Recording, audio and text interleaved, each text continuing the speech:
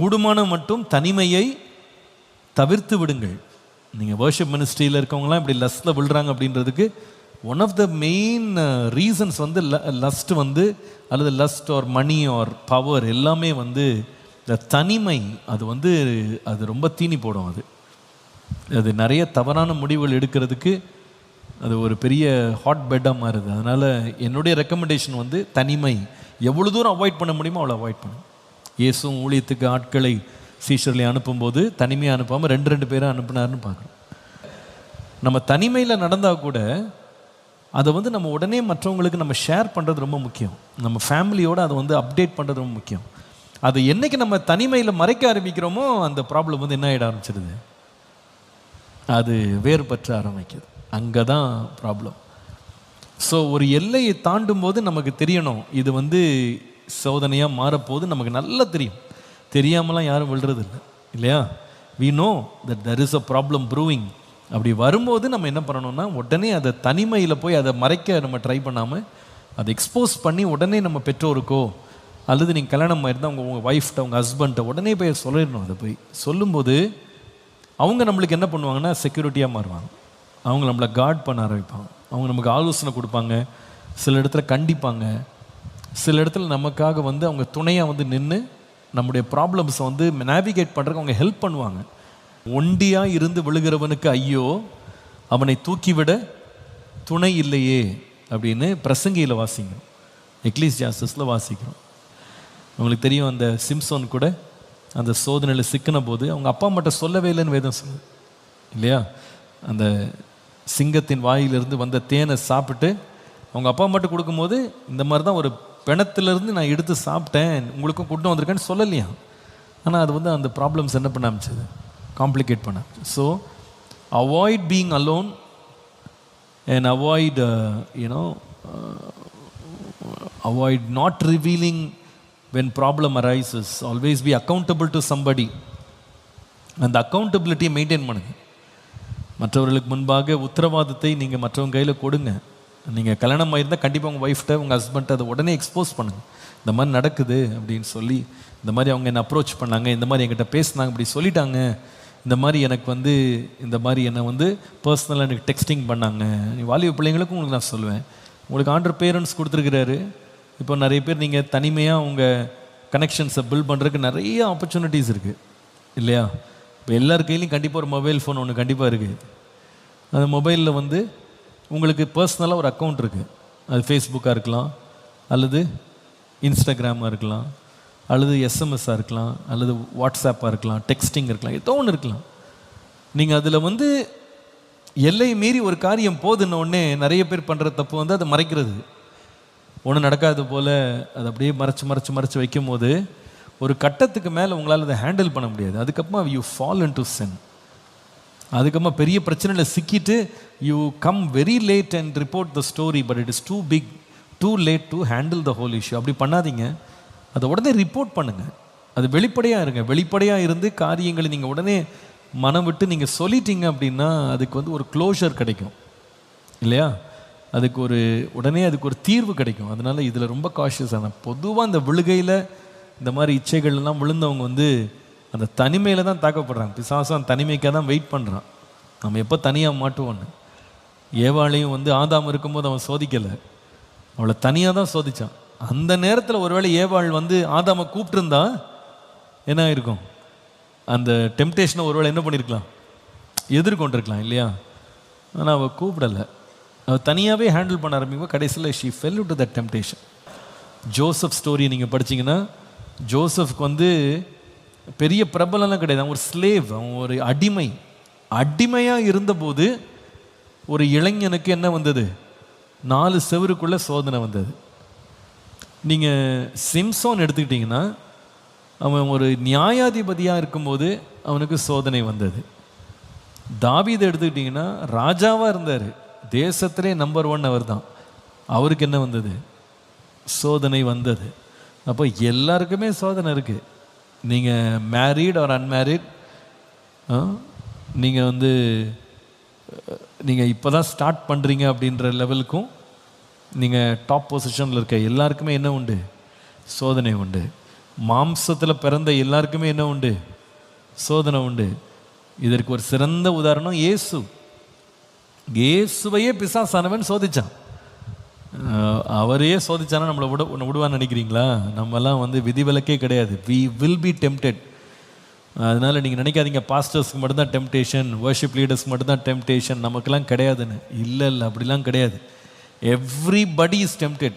ஆனால் என்ன, நீங்கள் ஒரு சாதாரண பிலீவராக இருக்கும்போது உங்களுக்கு வர்ற சோதனை நீங்கள் விழுந்தீங்கன்னா கூட அந்த கதை வந்து அதிகபட்சம் உங்கள் ஃபேமிலி அல்லது உங்கள் ஃப்ரெண்ட் சர்க்கிளோடு அது அப்படியே அமர்ந்துடும். ஆனால் அதே சோதனையை ஒரு வர்ஷிப் லீடராக, எல்லாருக்கும் அறிமுகமான ஒரு பாஸ்டராக ஒருத்தர் வந்து அந்த பிரச்சனையில் விழும்போது it becomes the talk of town. அது எல்லாருக்கும் தெரிய ஆரம்பிச்சிடும். ஆனால் எவ்ரிபடி வாண்ட்ஸ் டு டாக். ஏன்னா எல்லாரும் அவரை நோக்கி பார்த்துருப்பாங்க, அந்த ஆளை வந்து ரொம்ப கனப்படுத்தியிருப்பாங்க, ரொம்ப மதிச்சிருப்பாங்க, ரொம்ப பெரியவராக அவரை நினச்சிருப்பாங்க. அதனால கண்டிப்பாக அவரை பற்றி எல்லாருமே ஒரு எதிர்பார்ப்பு இருக்கும், அவர் ஒரு ஸ்டாண்டர்டில் இருப்பார்னு. அவருடைய வாழ்க்கையில் இந்த மாதிரி ஒரு விழுக வருதுன்னொடனே கண்டிப்பாக நோபடி வில் பி குவாய்ட். எல்லாரும் அதை பேச ஆரம்பிப்பாங்க, அதை வந்து என்ன பண்ணாங்க பிரபலமாக. But problem is the same. இப்போ ஒன்றும் இல்லை, ரோட்டில் ஒவ்வொரு நாள் எத்தனையோ ஆக்சிடென்ட் நடக்குது. ஆக்சிடென்ட் இல்லாத ஒரு நாள் இருக்கா? ஆக்சிடென்ட் இல்லாத ரோடு இருக்கா? கண்டிப்பாக நடக்குது. இப்போ நீங்கள் வெளியே வண்டி எடுத்து நிறைய பேர் நீங்களே பர்சனலாக நிறைய ஆக்சிடென்ட்ஸ் நீங்கள் ஃபேஸ் பண்ணியிருப்பீங்க. என் வண்டியை பின்னாடி ஒருத்தன் இடிச்சான் பாஸ்டர், நான் போய் தெரியாமல் ஒரு இடத்துல இடிச்சிட்டேன் அப்படின்லாம் நீங்கள் சொல்லியிருப்பீங்க. சில பேருக்கு கையில் அடிபட்டுச்சு, ஸ்க்ராட்ச் ஆச்சு. ஆனால் நீங்கள் அடிபட்டது நாளைக்கு என்ன இந்து பேப்பர்லேயே வரப்போகுது? வராது. அதே இது வந்து இதே ரோட்டில் பிரைம் மினிஸ்டர் போகிறாரு, அவரை பின்னாடி ஒருத்தர் இடிச்சிட்டான்னா ஃப்ளாஷ் நியூஸாக தான் வரும். பிரைம் மினிஸ்டருடைய வண்டி என்ன செய்யப்பட்டது? பின்னாடி வந்து இடிச்சிட்டாங்கன்னு சொல்லி கண்டிப்பாக அதை ஃப்ளாஷ் நியூஸ் ஆக்கிடுவாங்க. உயர்த்தப்பட்ட நிலையில் இருக்கவங்கள எல்லாரும் நோக்கி பார்ப்பாங்க. அப்போ நாம் நம்மளை கேர்ஃபுல்லாக வச்சுக்கிறது ரொம்ப முக்கியம், ரொம்ப முக்கியம். ஏன்னா நம்ம மேலே ரொம்ப நம்பிக்கை வச்சுருப்பாங்க, நம்மளை ஒரு பெரிய லீடராக பார்ப்பாங்க, நம்மளை ஒரு எக்ஸாம்பிளாக பார்ப்பாங்க. ஆனால் அந்த இடத்துல நம்ம விழாமல் இருக்கிறது ரொம்ப கேர்ஃபுல்லாக இருக்கணும், ரொம்ப ரொம்ப எக்ஸ்ட்ரா காஷியஸாக இருக்கணும், ரொம்ப ரொம்ப ஜாக்கிரதையாக இருக்கணும். ஏன்னா நம்ம லைஃப்பில் ஏதாவது ஒரு தவறுகள் நடக்கும்போது அது நிறைய பேருக்கு ஒரு பேட் எக்ஸாம்பிளாக மாறிடும். அதாவது இடரல் வராமல் நம்ம லைஃப்பை நம்ம பார்த்துக்கிறது ரொம்ப முக்கியம். அதனால் நீங்கள் கேட்ட கேள்வி நல்ல கேள்வி. Why do many worship leaders still struggle with lust even though they experience God's presence? Small correction, everybody has this struggle. அவங்களுக்கு மட்டும் கிடையாது, they also struggle. Why is it always lust that they fall for? It is not always lust. Not everybody has the same problem. நான் சொன்ன இந்த 3 major problems தான். ஏதாவது ஒன்றில் தான் சில பேருடைய மினிஸ்ட்ரியில் வந்து பெரிய பிரச்சனை வந்து நீங்கள் சொல்கிற லஸ்ட் இருக்கலாம். But that's not the only problem. சில பேருடைய பிரச்சனை வந்து மணி, பணத்துக்கு பின்னாடி போயிடுவாங்க. தேமா இந்த உலகத்தின் மேல் ஆசை வைத்து என்னை விட்டு போய்விட்டான்னு பவுல் சொல்கிறார். சில பேருக்கு பவர் கிரேஸ் ஆகிடுவாங்க. They become so proud, unapproachable ஆகிடுவாங்க, பக்கத்துலேயே போக முடியாது. அந்த அளவுக்கு பயங்கர பெருமையாக அந்த அதிகாரத்தை கையில் வச்சுட்டு துஷ்பிரயோகம் பண்ணுவாங்க. ஸோ இது 3மே இருக்குது. இந்த ப்ராப்ளம்ஸ் எதுவுமே நம்மளை அணுகாதபடி நம்ம காத்துக்கொள்ளணும். அதுக்கு இன்றைக்கி நான் சொல்லிக் கொடுத்த ஒரே ஒரு how to escape, how to protect them self கேட்டிங்கன்னா நான் இதான் பதில் சொல்லுவேன். என்ன பதில்? Be careful about your loneliness. தனிமையில் ரொம்ப கேர்ஃபுல்லாக இருங்க, தனிமையாக இருப்பதில் ரொம்ப கேர்ஃபுல்லாக இருங்க. அக்கௌண்டபிலிட்டி உடனே வச்சுக்கிடுங்க. Keep your self accountable. உடனே அக்கௌண்டபிலிட்டிக்கு நீங்கள் கமிட் பண்ணிங்கனாலே நிறைய ப்ராப்ளம்ஸ் நீங்கள் சால்வ் பண்ணிடலாம். அக்கௌண்டபிலிட்டி இல்லாமல் இருக்கும்போது தான் பிரச்சனை. யாரும் நம்மளை பார்க்கல அப்படின்னு நினச்சிட்டிங்கன்னா இன்னும் பெரிய பிரச்சனைகளுக்குள்ளே நீங்கள் போயிடுவீங்க. அக்கௌண்டபிளாக இருந்துக்கிடுங்க. Keep your life pure. இதில் இன்னொரு கொஸ்டினும் வந்திருக்கு. Why is price related to sacrifice? இன்னொரு அழகான கொஸ்டின் அது. துதி ஆராதனை என்பது எப்பொழுதுமே பலியோடு ஏன் சம்மந்தப்படுத்தப்பட்டிருக்கிறது அப்படின்றது ரொம்ப அருமையான கேள்வி.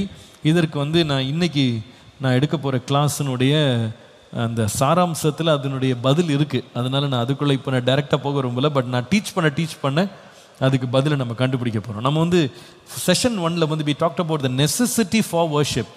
ஏன் ஆராதிக்க வேண்டும் அப்படின்றத நம்ம ஸ்டார்ட் பண்ணோம். 2வது நம்ம வந்து எங்கே மூவ் பண்ணோம்னா necessities in worship. ஆராதனையில் நம்ம கடைபிடிக்க வேண்டிய 3 அவசியங்கள், ஆராதனையில் நம்ம கைகொள்ள வேண்டிய 3 அவசியங்கள். முதலாவது வந்து ஆராதனைக்கு மிக முக்கியமான அவசியம் வந்து மகிழ்ச்சியோடு கர்த்தரை ஆராதிக்க வேண்டும்னு படிச்சுக்கிட்டோம். ரெண்டாவது வந்து நம்ம நேற்றைக்கு படிக்கும்போது என்ன சொன்னோம்னா, ஆராதனையில் மிக முக்கியமானது தாழ்மை, ஹியூமிலிட்டி, மனத்தாழ்மை ரொம்ப முக்கியம். தேவனிடத்துக்கு வரும்போது தாழ்மையுடன் வர வேண்டியது அவசியம் அப்படின்றத நேற்றுக்கு நம்ம படித்தோம். உங்களுக்கு அதை நீங்கள் ஒருவேளை இந்த கிளாஸ் அட்டன் பண்ணலன்னா நீங்கள் முன்னால் வந்து யூடியூப்பில் இந்த கிளாஸஸ் இருக்குது, நீங்கள் அதை போய் பார்த்து கற்றுக்கொள்ளுங்க. இன்றைக்கு மூன்றாவது காரியம் நம்ம போகிறோம். The third necessity in worship. ஆராதனையில் அவசியமான மூன்றாவது காரியம் எழுதுங்க. Holiness is necessary in worship. ஆராதனையில் பரிசுத்தம் மிக அவசியம். ஆராதனையில் பரிசுத்தம் மிக மிக அவசியம். சங்கீதங்களின் புஸ்தகம் 29ஆம் சங்கீதம் 2ஆம் வசனத்தை பாருங்கள். சங்கீதம் 29:2. கர்த்தருடைய நாமத்திற்குரிய மகிமையை அவருக்கு செலுத்துங்கள், பரிசுத்த அலங்காரத்துடனே கர்த்தரை தொழுது கொள்ளுங்கள்.